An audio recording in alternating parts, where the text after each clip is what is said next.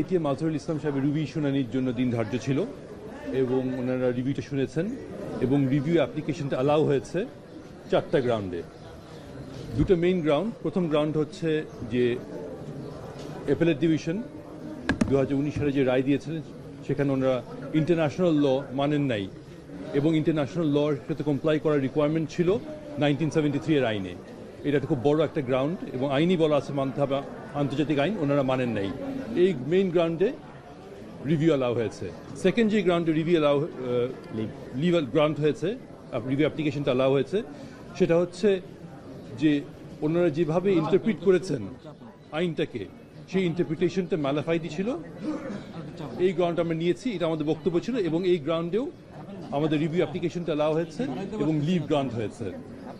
এই দুটো মেইন গ্রাউন্ডে আজকে রিভিউ অ্যাপ্লিকেশনটা অ্যালাউ হয়েছে এবং লিভ গ্রাউন্ড হয়েছে। আর পরবর্তী ডেট হচ্ছে 22শে এপ্রিল, যেদিন মূল এপিলটা শুনানি হবে।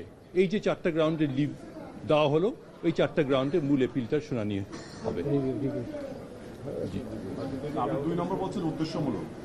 বলেছিলাম যে যেভাবে ইন্টারপ্রিটেশন দেওয়া হয়েছে, আন্তর্জাতিক আইন যেভাবে বাদ দেওয়া হয়েছে, সেটা হচ্ছে ম্যালাফাইডি ছিল, ম্যালাফাইড ইন্টারপ্রিটেশন ছিল। কারণ আইনে স্পষ্ট বলা আছে আন্তর্জাতিক আইন মেনে রায় দিতে হবে, এটা ওনারা মানেননি এবং ওনারা যে ব্যাখ্যা দিয়েছেন সেই ব্যাখ্যাটা আন্তর্জাতিক আইনের বিরুদ্ধে ছিল।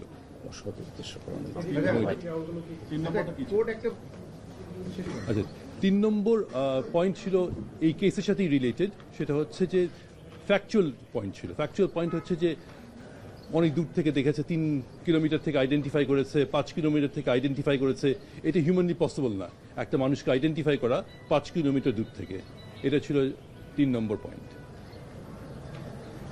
এবং 4 নম্বর পয়েন্ট ছিল কিছু ডকুমেন্টারি এভিডেন্স ছিল, ওই এভিডেন্সটা ওরা কনসিডার করেনি। ওনারা বলেছেন যে যে সাক্ষী দিয়েছে উনি বলেছেন যে এটিএম মাজহারুল ইসলাম আমার ক্লাসমেট, কিন্তু ডকুমেন্টে দেখা যাচ্ছে আসলে ক্লাসমেট না। কোর্ট কিছু প্রশ্ন তুলেছিলেন যে আব্দুল কাদের মোল্লা কেসে নিয়ে 104 এবং 5 সংবিধান অনুচ্ছেদ অনুযায়ী এবং একই সাথে আর্টিকেল 47, 1, 3 এগুলো নিয়ে প্রশ্ন তুলেছেন যে যেই গ্রাউন্ডে আগে সাজাগুলো রাখা হয়েছে, রিভিউগুলো রিজেক্ট করা হয়েছে, সেটা কোর্ট কি বলতে চেয়েছেন, কি প্রশ্ন তুলেছেন?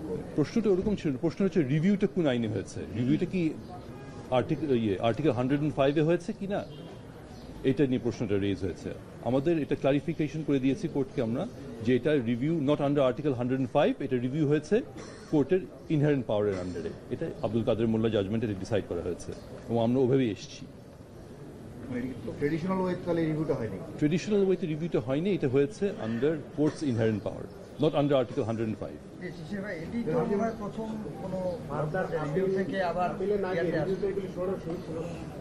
না, এটা প্রশ্ন করেন, প্রশ্ন করেন।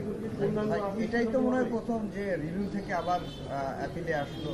ইন্টারন্যাশনাল ক্রাইমস ট্রাইব্যুনাল ফার্স্ট, এটা প্রথম কেস, সেজন্যই ডিসকাশন হয়েছে কিভাবে হবে, প্রক্রিয়াটা কিভাবে হবে। এটাই ফার্স্ট কেস, এটাই first time review application allow হয়, ফার্স্ট টাইম।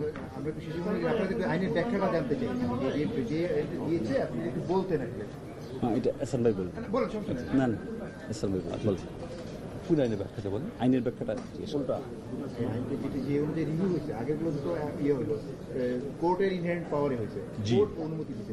কিন্তু আমরা যেটা ইয়েতে দেখি যে আমাদের যে ধারায় রিভিউ করা হয় এখানে, সেটা যে হলো না, এটাতে কোনো ব্যর্থ না, এখানে কোনো ব্যর্থ নেই। যদি হয় তাহলে কি পুরো যুদ্ধাপরাধের মামলা আগে যেগুলো ছিল মানবতাবিরোধী অপরাধের মামলা, পুরোগুলো কি তাহলে রায় ভুলে যাবে কিনা? পুরো এখানে আমরা যেটা চ্যালেঞ্জ করেছি এই রিভিউতে, আমরা পুরো প্রক্রিয়াটাকে চ্যালেঞ্জ করেছি। ডেফিনেটলি আমরা পুরো প্রক্রিয়াটা বলছি আব্দুল কাদের মোল্লা সাহেবের যে রায় দেওয়া হয়েছে ওই রায়টা ইনকারেক্ট, এটা আমরা চ্যালেঞ্জ করেছি। এখন যদি ক্রিমিনাল পিলে যখন শুনানি হবে, যদি আমাদের বক্তব্য অ্যাকসেপ্ট করে, অবভিয়াসলি এটা কোয়েশ্চেন রেজ হবে আব্দুল কাদের মোল্লা সাহেবের রায় এবং তার পরবর্তীতে যত রায় হয়েছে ওটার মিসক্যারেজ অফ জাস্টিস হয়েছে কিনা ওটা আমরা এক্সপ্লোর করতে পারবো। কিন্তু দ্যাট উইল ডিপেন্ড এই যে ক্রিমিনাল অ্যাপিলটা যে শুনানি হবে 22 তারিখে, সেটার উপর।